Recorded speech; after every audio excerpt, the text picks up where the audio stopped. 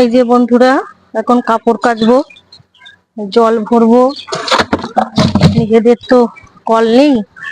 এই যে পাশের এক দাদা ভাইয়াদের এই যে কারখানা আছে, ওরা এখানে থাকে না, শুধু কারখানাটা চলে আর কি।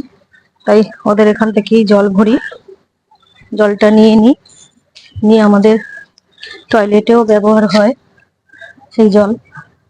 নিচে ওই যে মোটর আছে, ওটা মানে ট্যাঙ্কিটা, ওটাকে আগে ভরে নিই, তারপরে উপরে আবার একটা ট্যাঙ্কি আছে, ওটা দিয়ে আবার ভরে নিই। এখন এই কাপড় কাচবো, বাসন ধোবো, জানেন তো সবাই মেয়েদের তো কত কাজ, সেই কাজ করব আর কি। এই যে জল এসে গেছে, এই দেখুন জল ভরবো। এই দেখুন পাইপ দিয়ে এই যে জল আসছে, এই জল দিয়ে এখন কাপড় কাচা হবে, বাসন ধোয়া হবে। সবার তো আর সবকিছু থাকে না বলুন, আস্তে আস্তে সবকিছুই হয়ে যায়। সামনে আমাদের পুকুর, কিন্তু পুকুরের জল একদমই নোংরা, ব্যবহার করা যায় না। সবার নোংরা ফেলে ফেলে এমন করে দিয়েছে।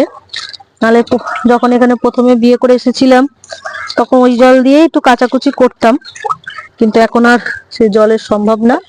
এখন এই জলেই ব্যবহার করি। সবাই ভালো থাকবেন বন্ধুরা, টাটা। আমি আমার কাজ করি।